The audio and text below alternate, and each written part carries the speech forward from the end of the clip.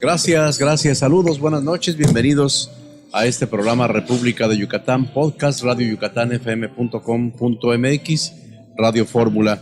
Elías Lisha va a platicar aquí con nosotros, con usted, por supuesto, y me acompaña Raúl Angulo Hernández. ¿Cómo estás, Raúl? Buenas noches, José Luis. Como siempre, un gusto estar acá en un número 5 de podcast y con un invitado interesante que nos va a contar cómo están a las cosas ahorita allá arriba. Incluso cómo conocimos a Elías Lisha también cuenta, porque Porfirio Muñoz Ledo lo calificó como uno de los mejores preparados para el ejercicio legislativo en este país, donde las cifras del analfabetismo en el Congreso de la Unión son verdaderamente aterradoras. También lo mismo pasa en el Senado de la República. No son los 500 diputados, sino quienes tienen una cédula para poder ejercer la abogacía, la medicina, etcétera, y que son nuestros representantes. Es decir, estamos reprobados, pero ya platicaremos con Elías Lisha. ¿Cómo te va, Elías? José Luis, bienvenido. Raúl, muy buenas noches. Un gusto estar aquí con ustedes, compartir este agradable momento. Ya nos debíamos hace mucho tiempo esta plática. Estoy muy contento de estar aquí con ustedes. Admiración por Porfirio Muñoz Ledo, me decías, ¿no? Sin duda. A ver, Porfirio, más allá de entender que, como todos, es una persona con claroscuros, es un hombre que tiene una trayectoria sumamente importante en el legislativo. Me toca a mí iniciar mi gestión como diputado federal con Porfirio siendo presidente de la Cámara. Tuvimos debates durísimos. De entrada a mí me toca, y hoy lo soy aún, el coordinador de debate del grupo parlamentario del PAN, por lo tanto me toca a mí encabezar muchas veces los reclamos de trámite o pedir cambios de decisiones de la presidencia en nombre de mi grupo, y por lo tanto con Porfirio tuve momentos muy ríspidos.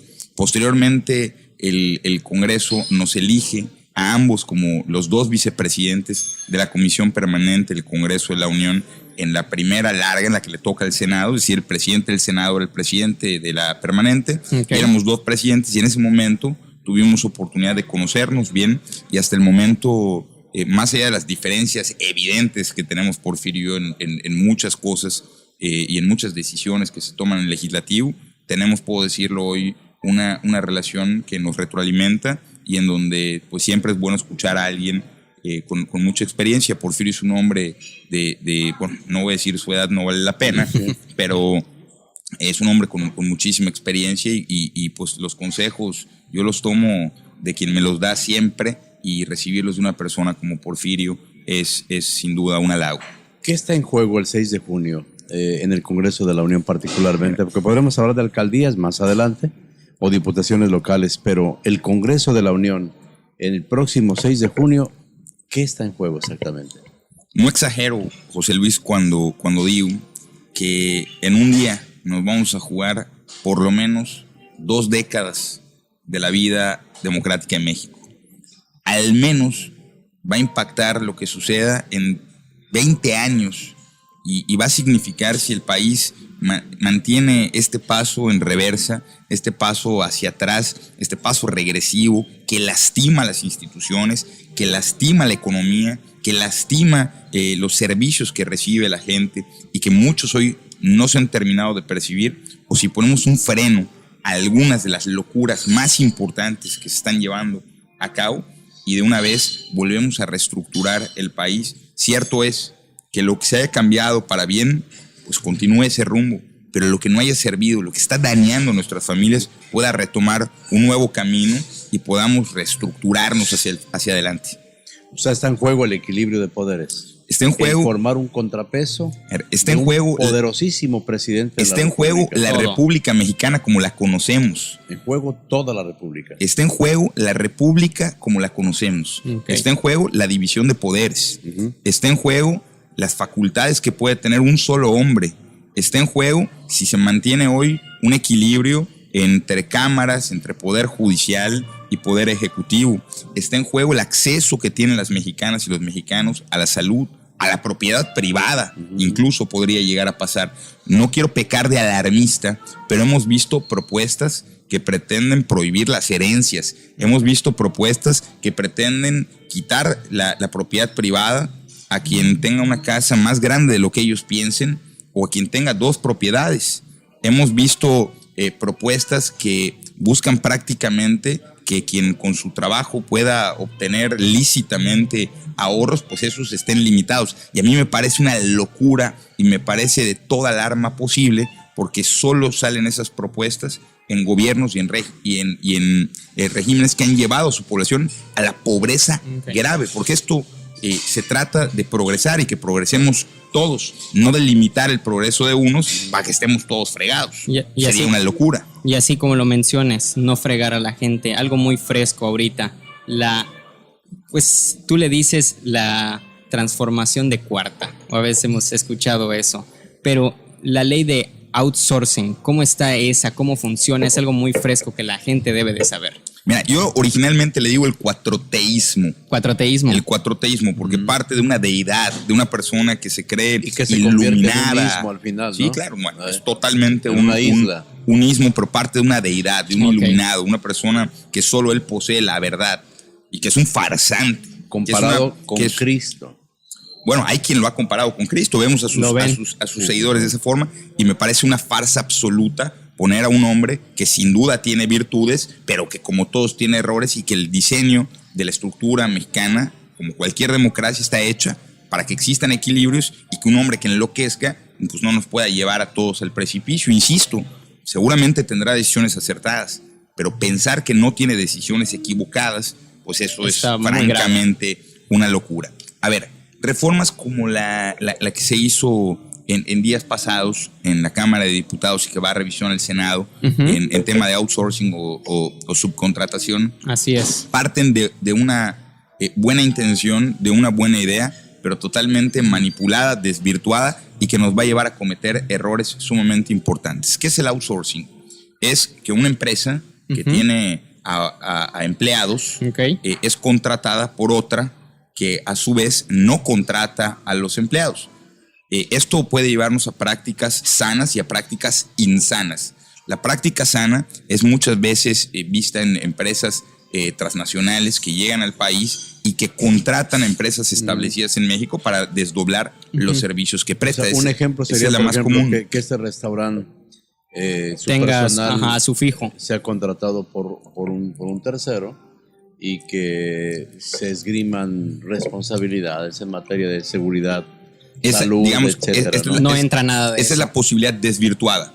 Insisto, existen dos perspectivas. Sí. La normal, la ordinaria, la que es buena, que tú puedes contratar, que una empresa transnacional, por ejemplo, contrata a otras empresas para hacer los servicios que efectivamente hacen, y la parte desvirtuada, que es un hecho que se da en nuestro país, que es que una empresa que se abusó de la figura para no pagar los impuestos de sus trabajadores, para no pagarles adecuadamente sus prestaciones laborales, pues entonces contrata a una que es un cascarón, una empresa ficticia, una especie de facturera, pero de servicios, y que muchas veces pues termina en mermar los derechos de los trabajadores. ¿Cuál es el gran problema? El gran problema es que cuando no se tiene capacidad técnica, cuando no se entiende la situación que se quiere combatir y cuando eres incapaz de construir políticas públicas que te permitan dar solución, entonces barres con todo, con el pretexto de que todo es mal. A ver, aquí se trata de dos supuestos que en teoría son los que quieren combatir. El primero, la defraudación fiscal. Bueno, es que la defraudación fiscal es un delito. No necesitas reformar la Ley Federal del Trabajo para perseguirlo, pero como son francamente incapaces de aceptarlo y atajar esa situación a partir de que se trata de un delito, entonces pues se van por la fácil y quieren arrasar con toda la estructura. Pero a ver, uno de los principales outsourceros de este país es el gobierno federal, es el gobierno de la República. Estarían admitiendo que ellos llevan casi 13 años perpetuando este delito. Y la segunda cosa, dicen que esta situación la corrigen para que se respete el derecho de los trabajadores. Y yo porque a los trabajadores que están bajo el esquema de outsourcing no se les respetan las licencias por embarazo, que se les despide justificadamente. Y yo pregunto, ¿realmente solo a los trabajadores y trabajadoras que están en ese esquema les violan los derechos en este país? Pues por supuesto que no. La violación de derechos de trabajadores se puede dar en cualquier empresa y tiene que existir una política pública que vea que todos los trabajadores del país puedan mejorar su también situación. Está consignado en la ley, digo. Pero por supuesto. Claro. Entonces yo lo que digo es que este no es un problema de ley, sino es un problema de voluntad y capacidad para desdoblar política pública. Pongo impunidad. Okay. No, y pongo un ejemplo que es todavía más grave en el tema del outsourcing. A la iniciativa privada la obligan a que en 90 días, a partir de que entre en vigor esa ley, tengan que reconocer los derechos de todos los trabajadores que estaban bajo este esquema, o bien no reconocerlos y ahí quedan a la deriva. A la calle. Pero al mismo tiempo, el gobierno no se pone esa obligación. El Así gobierno. mismo. Entonces, tú tienes que, como iniciativa privada, la obligación de reconocer antigüedad, pero los trabajadores del Estado, el gobierno no les tiene que reconocer la antigüedad, no les tiene que reconocer el derecho a la vivienda. Y yo lo decía en el debate, es que el gobierno ve dos clases de trabajadores. Los que le carga en estas consignas a la iniciativa privada son trabajadores que hay que defender, pero a los propios, a los suyos, a los del Estado, los ve de segunda. ¿Y saben cuál es la situación de fondo?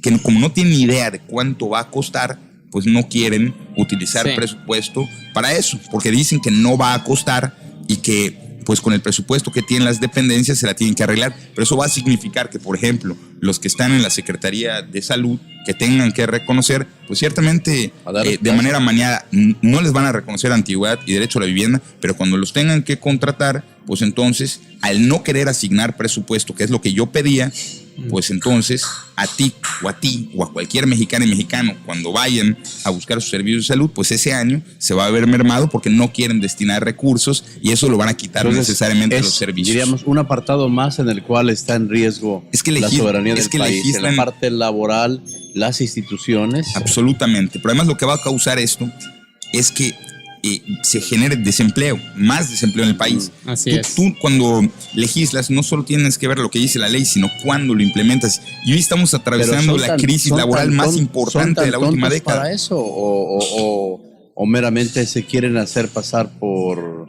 listos? Yo creo, porque al final todo se va a discutir. Yo creo lo que dije en la Cámara de Diputados. Están cambiando todo en el papel para que todo siga igual. Yo creo que no lo van a implementar. Pero yo creo que es una. Si tendrás que irte pero es que ni siquiera lo van a implementar.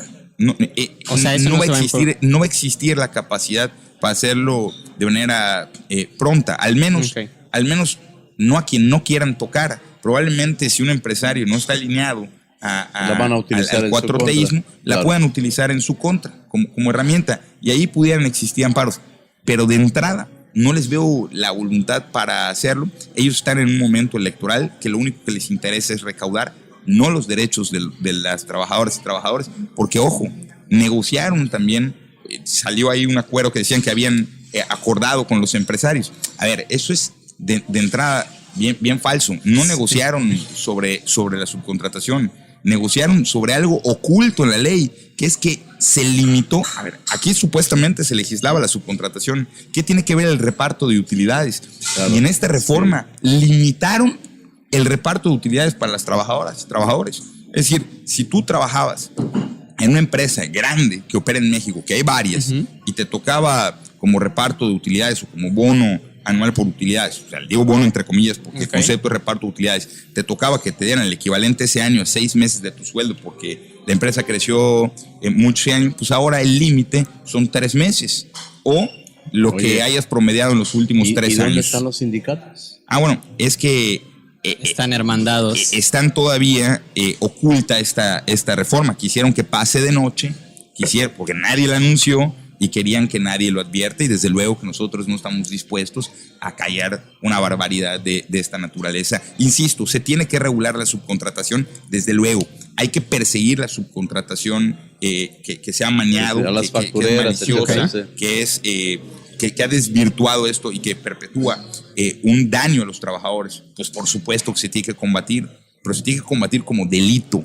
Se tienen que poner las sanciones penales correspondientes. Por el otro lado, permitir la que sí funciona, la que es buena, en donde se respetan los derechos de los trabajadores, porque además las dos empresas, existe una figura ya en la ley que se llama patrón solidario, que es que cuando una empresa no asume los derechos de los trabajadores, la otra que está contratando los tiene que asumir. Pero para eso el gobierno tiene que ponerse vivo y tiene que vigilar que se haga. Oye, Elías, tú nos hablabas del analfabetismo parlamentario. ¿Cómo está eso? Mira, más que analfabetismo, es un espejo nacional, más que analfabetismo, estamos en una situación bien compleja. La Cámara... ¿Por qué no le llaman a las cosas por su nombre en este país? Bueno, porque analfabetismo es una persona que no sabe leer y escribir. Pues muchos llegaron con esa idea. Bueno, habrán seguramente alguno u otra que no sepa hacerlo. Perdón, pero no lo dudaría que existan casos. Sería muy preocupante. Pero el dato duro que sí tenemos es que solo el 54% de las diputadas y diputados tiene una carrera y está facultado para ejercer su profesión.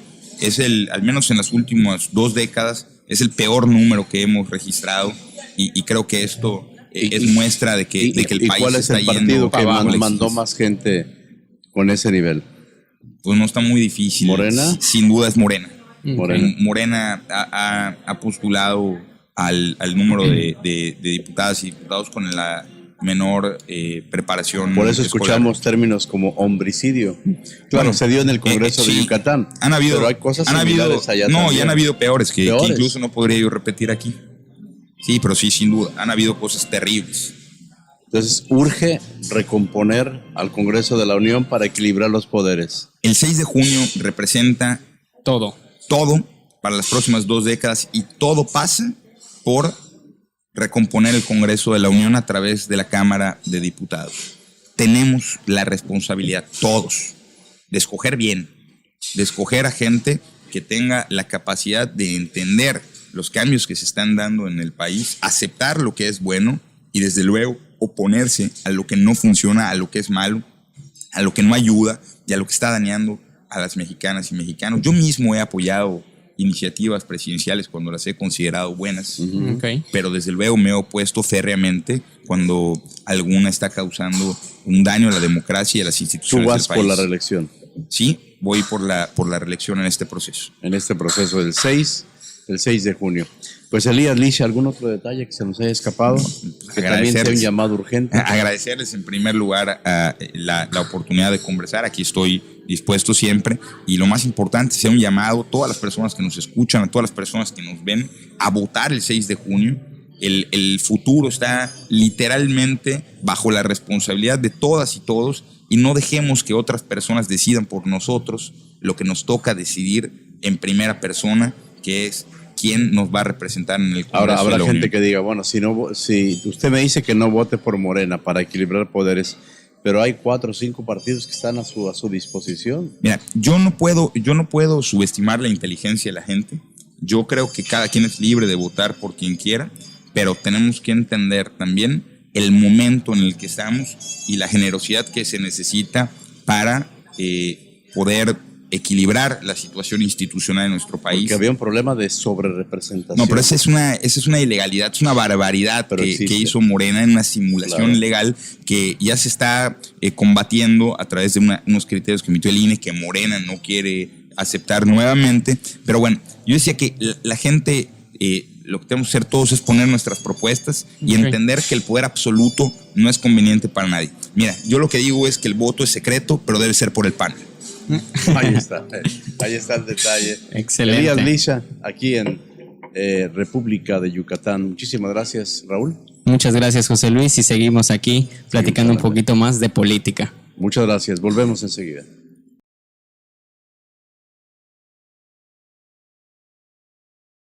Gracias, esto es República de Yucatán en podcast radioyucatanfm.com.mx, Radio Fórmula, muchas gracias. Vamos a conversar con Cecilia Patrón Laviada. Ella es aspirante a diputada federal por el 4º distrito, con sede aquí en la ciudad de Mérida. Gracias, Raúl Angulo Hernández. Buenas noches. Buenas noches, Bienvenido. José Luis. Muchas gracias Muchas en este podcast número 5 de República de Yucatán, y vamos a tener una plática interesante con esta nueva candidata que viene con todo. Aquí en Maya de Asia, gracias a Carol Colo, su director general. Cecilia Patrón, ¿cómo te va? Bienvenida. Hola, José Luis. Hola, Raúl. Un gusto estar aquí. Muy contenta, muy animada, aquí con dando todo lo mejor de mí. Te sacamos unos minutos de de la campaña que ha sido bastante fuerte. ¿Cómo te ha ido ahí? ¿Qué te ha dicho la gente? La verdad, muy bien. Hoy por la mañana estuve en Sitiá. Primero caminé casa por casa, escuchando a los vecinos, platicándoles, pidiéndoles el voto. Posteriormente me reuní con grupos de artesanos que tienen algunos temas ahí que necesitan el apoyo y la intervención, porque son temas federales, con el tema de las maderas, las que son legales e ilegales. Estuvimos en reunión con ellos también, escuchándolos. Luego tuve entrevistas de radio. Luego por la tarde estuve en las Américas, estuve en Tzotzil y también estuve en Cordemex. Hemos estado muy activos, muy cerca de la gente, como ha sido siempre a lo largo del tiempo que llevo de servidora pública. ¿Le ha quedado claro a la gente lo que va a ser el día 6 de junio? Pues ¿Entiende que está en juego? Pues eso estamos tratando de explicarles. Hoy platicaba yo con los vecinos de las Américas, explicarles la importancia de esta elección, de generar los contrapesos necesarios en el Congreso. Verdaderamente es un tema que muchísima gente no ha acabado de asimilar la importancia de lo que nos estamos jugando, ¿no? Es el retroceso o el avance del país, o así lo veo yo, ¿no? Y es importante como he visto algunos videos tuyos caminando casa por casa y te tomas el tiempo y les explicas cómo está, por qué está, qué necesitan, todo. Y hay algo que me pareció interesante que lo estás haciendo, que estás poniendo como un pizarrón, un pintarrón, y que le estás poniendo qué sueño tienen y agregar. Y hay muchas cosas, muchas pues necesidades que tiene la gente, y entre una de esas es unas becas que quieren, y algo por ahí vi de inseguridad. ¿Qué planeas hacer por ahí, apoyarlos en ese entonces? Mira, ¿cuáles son tus sueños? Compárteme, ¿no? Quiero saber qué es lo que te preocupa, y los sueños son muy variados. Les digo que tengan la confianza de decirme lo que ustedes gusten. Pueden decirme. Incluye pesadillas. Ay, no, pues, todo. Oye, yo quiero la media más verde, yo quiero bajar de peso, porque también de alguna manera las políticas públicas pueden incidir en ayudarte en todo esto, ¿no? Quiero ser bailarina. Quiero ser bailarina, dame los espacios para que yo pueda desarrollarme. De eso se trata, conocer los sueños de los meridanos para buscar y apoyar las políticas públicas y hacerlo en conjunto. Me han puesto de todo. Ahorita en Cordemex hicimos el mismo ejercicio, ¿no? Y decían por ahí, bueno, y te va a aterrizar porque de verdad te sacan un poco de todo. Unos hablaban de sustentabilidad, otros hablaban de seguridad, unos me decían que qué voy a hacer en el 24. Imagínense, hasta eso me tocó ya. Me estaban destapando para otras cosas. Le digo, denme chance que yo termine bien. Primero voten este 6 de junio y luego vemos otras cosas. Pero es muy interesante porque hay de todo. Hay jóvenes que dicen, pues bueno, yo quiero estudiar medicina.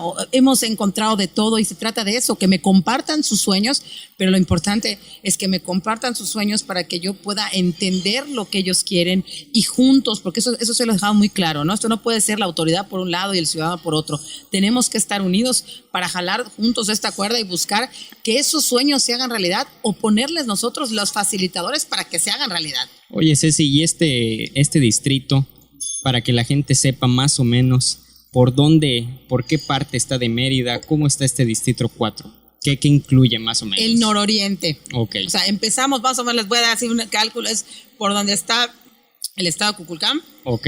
La Salvador Dorado Sur, por ahí Unidad Morelos, por ahí la Vicente Solís, y abarca Cagua, todos los vergel 1, 2, 3, 4, y va agarrando ya los Emiliano Zapata Sur, Los Reyes, Polígono 108, entra toda la parte del norte donde está City Center, nos vamos hacia Chuburná, todo Chuburná, Magnolias, hasta Tamlum más o menos, por ahí es donde... Y bueno, y Cecilia no dice los nombres nada más porque se los ha aprendido en el mapa. ¿Desde cuándo has estado trabajando directamente en las colonias aquí en la ciudad de Mérida? Bueno, empecé muy jovencita, aunque me creo joven todavía, pero no soy nada y tan en las joven. Colonias, en las que mencionaste y muchas otras más. Me ha tocado incluyendo comisarías. Hay colonias que me ha tocado verlas crecer, literal, que cuando yo llegué la primera vez en mi vida, me bajé en la combi, me dejaron, puedo hablar de Emiliano Zapata Sur, el Renacimiento específicamente, en la calle 86, me paró la combi, me tuve que bajar con mis tenis porque no habían calles hacia adentro y caminar. Hoy les invito a ir, hay calles, hay centros culturales, es 18 otra cosa. años más o menos. Un poquito más ya. Un poquito más que empecé, y que la verdad me encanta poder llegar a estas colonias y ver cómo se han transformado y ver a la gente cómo hoy está echada para adelante. Y la verdad que eso me llena de alegría y de gusto, y conocer la problemática de cada rincón. Por ejemplo, ¿viste nacer y crecer a la mielera? Vi, por supuesto. Por supuesto ¿Dónde que la no. ubicamos la mielera? En el sur pasando el periférico. Pasando el periférico, en la zona cercana por Zuluncán, entre Zuluncán y casi en la reserva de Cuxtal. Donde está, bueno, en la entrada, bueno, donde está el Centro de Integración Juvenil, no sé si ha visto un edificio que dice centro, y se llama La Mielera porque hay una empresa que envasaba miel. Que envasaba miel, y entre esos dos edificios hay una callecita que es donde entras y ahí está La Mielera. Y se lo pregunto a propósito porque le decía que ya lleva años conociendo la ciudad de Mérida y también siempre detrás de los candidatos, te recuerdo, con tu camisa blanca, Partido Acción Nacional, detrás de Xavier Abreu, detrás de Patricio, tu hermano, detrás de César Bojorquez, detrás de Manuel Fuentes, detrás de todos los que eran candidatos a la alcaldía de Mérida. Hasta aquí donde dijiste, yo quisiera participar, y te fue como en feria la primera vez, ¿te acuerdas? En el sentido de que antes el PAN organizaba sus internas y eran a muerte. Así es. Pero qué bueno que te animaste. Y te fuiste ganando poco a poco, ¿no?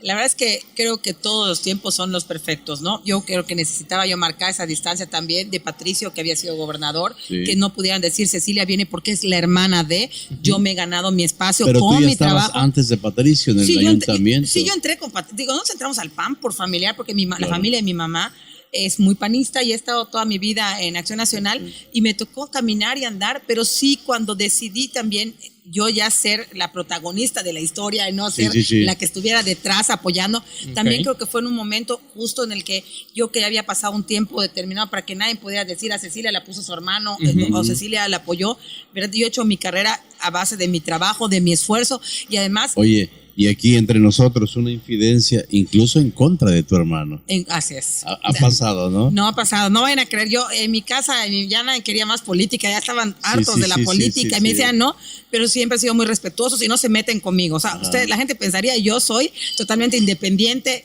o sea, soy la que saco, ya sabes, a mí no se metan conmigo, ya saben, me pongo así, ¿no? ¿Por qué? Porque trato de ser yo, ¿no? Y que la gente sepa que con la que está hablando es con Cecilia Patrón, con lo que Cecilia Patrón piensa, ¿no? Y no con los que tenemos alrededor. Y sobre todo quiero decirles algo, lamentablemente cuando somos mujeres siempre tienen que ponernos a un hombre atrás, ¿no? Y yo creo que en mi caso yo he estado siempre detrás de muchos hombres, o sea que es al revés, o sea que lo digo con orgullo. De esos hombres a los que has apoyado muchas veces, o mujeres, ¿a quiénes admiras más? ¿Quién dices tú valió la pena conocer? Miren, yo creo que cada uno en sus distintas formas he aprendido algo. De cada persona con la que he trabajado en política he aprendido algo, ¿no? Pero de pronto surge por ahí. Por ejemplo, con Xavier me acuerdo que estuvimos muy cerca en el tema cultural. Era un hombre que tenía una visión, que empezaba a ver a Mérida ya no tan cerrada, una Mérida más abierta.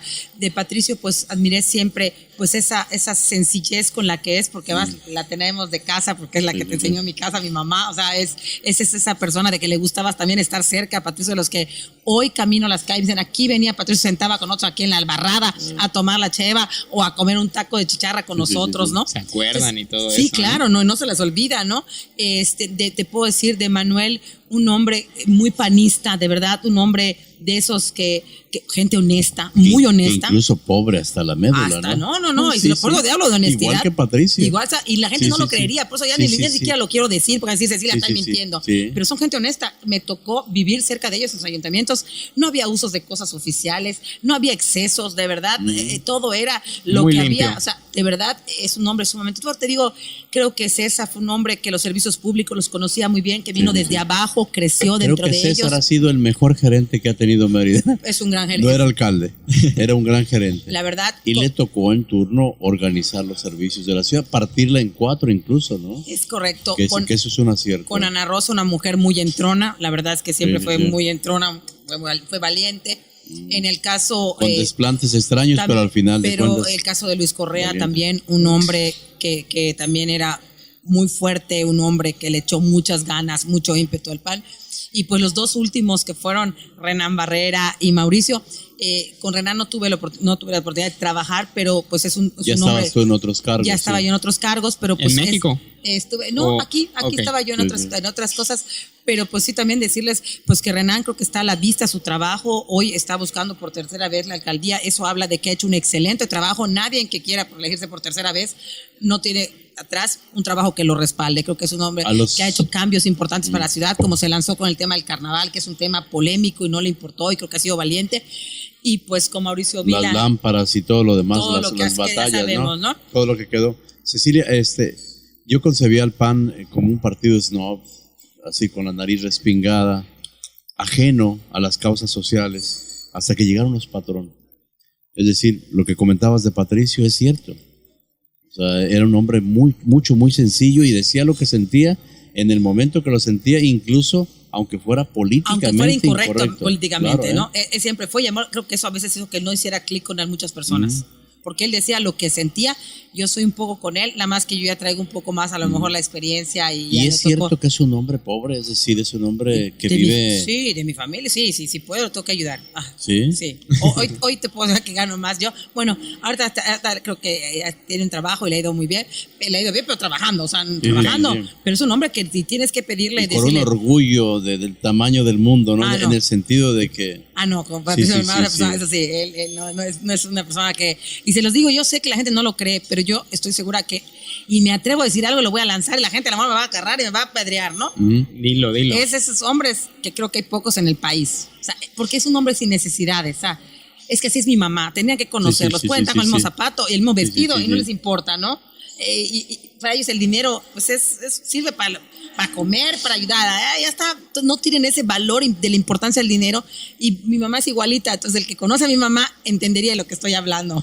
Traía un Hondita, un carrito muy golpeado, así andaba Patricia. Y con sus topsiders, ¿te acuerdas? Topsiders, sin calcetines. Así estaba vestida todo el día. Todo el tiempo, camisetas cuadradas, y no cabía en el coche. Sí, así. Porque mide ¿cuánto? Casi 2 metros, o casi sea, 1.93. ¿Tú qué estatura tienes? Yo tengo 1.71. Toda la familia es más o menos de esa. Yo soy la chaparrita de la casa, imagínense. Es tu mamá y tu papá, los dos. El hermano de mi papá, de mi mamá, perdón, mi tío Íñigo, medía 2 metros. Ese sí era una inmensidad. Íñigo Patrón. Íñigo Laviada. Solo Laviada. que mi tío Íñigo se fue a estudiar a libre de Derecho a México y se casa en México y se queda en México siendo un abogado muy exitoso. Íñigo Laviada. Arreguna. ¿Y los Laviada, los médicos?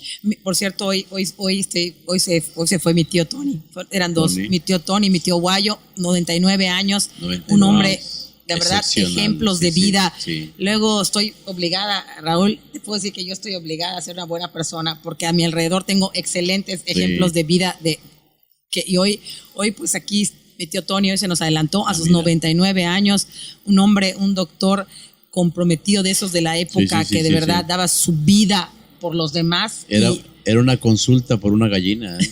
Sí. O cosas por el estilo. Y tenía o un nada. gemelo. Además era así como que Tony Guayo les decían médicos de la Facultad de Medicina. Eran hermanazos. ¿Y los dos médicos? Los dos médicos. Sí, famosísimos, los médicos Laviada. Eran gente muy, muy, muy buena. Y además han oído el caso de la casa del lagarto, ¿verdad? Sí, claro. Bueno, en la casa de mi mamá. Mi mamá ahí vivía con el lagarto. Mis tíos, ellos dos, se van al remate a Taguche, que es la cita que está, y se encuentran con ese lagarto lastimado y lo traen acá. Ajá. Y lo meten en la fuente. Y se lo dan a mi abuela, y mi abuela, que era una mujer muy peculiar para su época, porque curaba a la gente y hacía muchas cosas, lo empieza a crecer, y crece como la mascota de la casa, como el perrito, como el gatito. Entonces, te digo que pues yo vengo de una familia algo singular, ¿no? Sí. Oye, ¿cómo son las discusiones en tu casa? Ay, en mi casa el que no grita... No come. No come. Entonces, la vena, diríamos, altruista, social, es más de tu mamá. Sí, es mi abuela. Mi abuela era una mujer, me acuerdo que desde la yo mamá estoy de chica, tu mamá. la mamá de mi mamá curaba a la gente, cuando nacían los niños tenían problemas en el tuch, les ponía una moneda caliente con un trapo, como desde chiquitita me acuerdo de eso. Ella siempre estaba atendiendo. Mi abuela paterna, o sea, paterna del lado de mi mamá, de vuelta Benita, tenía un orfanatorio para niñas en el centro, o sea, eso de alguna manera toda la vida lo crecí y lo viví, o sea, para mí no es algo que es algo así que lo mamé, o sea, de verdad, desde que nací. Sí, por eso era importante comentar que cuando le preguntaba de las colonias que conoce, etcétera, entonces las has visto crecer, has conversado con la gente, muchos han llegado de paracaidistas a vivir en las colonias. Y me ha tocado y al final regularizarles sus adquieren terrenos. derechos y adelante, ¿no? Ahí estamos trabajando. Tenemos, de hecho, muchos lugares, por ejemplo, las casitas quemadas. Me acuerdo que un 10 de mayo, yo estaba, era 9 de mayo, perdón. Estaba yo en la escuela de mi hija, era el Día de la Madre, estábamos celebrando el Día de la Madre, la misa del Día de la Madre. Y me habla Vila, que era mi alcalde, era mi jefe. Oye, Ceci, se quemaron unas casas, tú que vayas en mi representación a ver qué pasó. Y llego, y creo que ha sido de las imágenes más desoladoras que he tenido a lo largo de mi vida, en toda mi vida, ¿no? Okay. 6 casitas quemadas, achicharradas, y las demás, pues puras casitas de invasión, puras casitas de láminas de cartón. Irregulares, sí. O sea, imagínense ustedes la escena. No, debe ser horrible. Una escena tristísima, me puedo decir lo más triste, ¿no? Y me acuerdo, pero también les quiero contar porque hubo un momento mágico del que siempre me recuerdo con muchísimo cariño, ¿no? Pues llego allá, empiezo, ya sabes, a meter orden, a ver que llegue la gente, a levantar escombros, que vengan servicios públicos, que traigan varillas, vamos a empezar con levantar casas, a que se levante, y empecé a llegar a la sociedad civil, a llevar ropa, y empezó todo, y se me acerca una señora y me dice, Ceci, es que necesito ir al doctor. ¿Qué pasó? Es que estoy un poco nerviosa, ¿no? Pero es que te tengo que decir algo de mujer. Dije, tú no te preocupes, ya me dice su secretito, ¿no? Uh-huh. Y se va y la lleva, alguien de desarrollo social, y la lleva al centro para la mujer que hay en la Emiliano Zapata Sur. Esto está más por las 50. Y se va. Y a las 2 horas regresa con un papel rosado con la noticia de que tenía 7 meses de embarazo. Órale. Sí. Y su hijo, lo digo con toda la alegría y con toda la emoción, su hijo nació en una casa con baño, en una casa con cuarto, una casa con sala. ¿Cómo le transformaron la realidad? Se le transformó la realidad a ese niño. Fíjate, hablando de esa realidad, a veces de pronto oyes a los candidatos que dicen las 2 Méridas, el sur abandonado, etcétera. Y yo digo, ¿conoces el sur de verdad? Cuando vas a ese centro donde está el cine, centro cultural, centro cultural de primer mundo, está precioso. ¿De veras has ido al Centro Cultural del Sur en San José Tecó? O sea, le Sí, pregunto claro. a las personas, ¿no? No, bueno, es que el sur está abandonado. El Centro Cultural ya lo quisiera la colonia alemán. Es lo que te iba a ya decir. Ya lo quisiera el ¿dónde está ese? campestre. Pero en El Emiliano norte. Zapata. Sí, o sea, no hay. No tenemos. No, tiene un techo verde increíble. No, es incluso moderno, escuché el otro día una sustentable. persona del norte que me decía, si la cultura no está en el norte, aquí no nos han traído ningún teatro, nada al no lo aire tenemos. libre. Y mira que, ojo, y ahí también hay cierta, diríamos, racismo, separatismo, porque muchas comisarías del norte tienen las mismas carencias del sur. Es decir, merecerían también algo parecido Pero a tú eso. decir, las comisarías del norte tienen una gran ventaja sobre las del sur, tienen trabajo a mano. Cerca. Tienen trabajo muy cerca. Sí, en bicicleta, etcétera. Algunas tienen vocaciones muy particulares, como puede ser el caso de Citia, ¿no? O otras tienen vocaciones que tienen trabajo O muy Santa cercano. Gertrudis, el City Sí, Center. entonces tienen Sí. vocaciones naturales alrededor. En cambio, en el sur están más aisladas y tienen menos. Por eso, Entonces, pero no te da coraje de pronto cuando escuchas las Méridas abandonadas. no, es porque no lo conocen como uno lo conoce. Se hizo, les quiero decir que en la administración de Mauricio como alcalde, se invirtieron en un año 1,000 millones de pesos en obra pública y desarrollo social, de los cuales más del 45% fue para el sur profundo. O sea, para que vean, Mérida está dividida en el norte, en el sur, en el oriente, en el poniente y en el centro. Pues bueno, de esos 5, específicamente en el sur profundo, se invirtió el 40% de esos 1,000 millones de pesos. Fue el centro cultural, fue el centro integral. El centro integral, que es un gimnasio increíble, está igual, que está excelente. padrísimo. Hicimos comedores comunitarios, bueno, es que se ha hecho muchísima. El Hospital Corea del Sur, la Prepa 3, es decir, hay mucha Hay opciones, obra. hay opciones. Claro, falta comercio. O sea, lo que falta un es detonar. desarrollo, Ahí lo que exacto. falta mucho es temas familiares, ¿no? Sí. De cohesión familiar. Hay mucha desintegración familiar, hay mucho alcoholismo, hay mucha violencia. Y falta tema del empleo. Trabajo hay, pero no bien pagado. Creo que la ruta periférico va a ayudar mucho en ese sentido, ¿eh? Sí, para acercarles los para trabajos. acercar los trabajos. Ese empieza el próximo. Verano. El próximo verano, ¿verdad? Próximo verano. Es bastante buena esa. ¿Cómo te defines, Cecilia Patrón? Una mujer plena, Plena. feliz. ¿Vas a ganar? Por el supuesto. cuarto distrito. Pero a ganar. Ganar contundentemente. Contundente. Y después, ¿qué podría venir? Pues lo que ha sido siempre mi sueño, ¿no? que es poder servir a mi ciudad, a la cual admiro, amo, cuido y protejo, y de la cual me siento orgullosamente de nombrarme meridana. Sí, yo recuerdo que un día alguien dijo, ¿y por qué no sueña con la gobernatura? A Cecilia quiere la alcaldía. Siempre he soñado con mi ciudad, amo mi ciudad, soy una mujer cuando antes de decir soy meridana, casi tengo los aretes colgados todo el día. No, me siento muy orgullosa de ser meridana, de esta ciudad, de lo que hemos hecho todos, ¿no? Lo que hemos hecho los que han llegado. Hoy en las Américas decía, ¿cuántos de aquí no nacieron acá? Me alzaban la mano.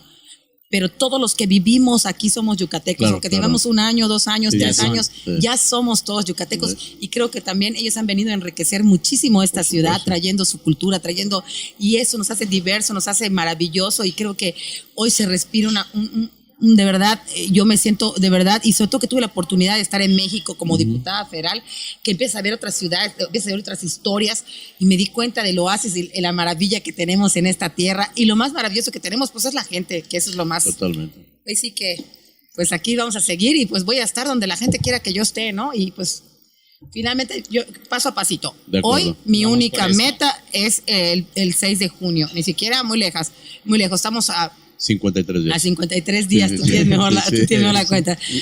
Y es una campaña, bueno, con la que te estás dando, son 4 mujeres para el distrito 4 más o menos las que van a competir, si no estoy mal. Entonces, a ver, cuéntanos, ¿cómo es? ¿Hay algún hombre por ahí? Porque vi foto en la Canacintra que eran más personas. Creo que el del verde. Lo que pasa es que en el CRES éramos 8 candidatos a diputados federales, pero no todos eran del cuarto.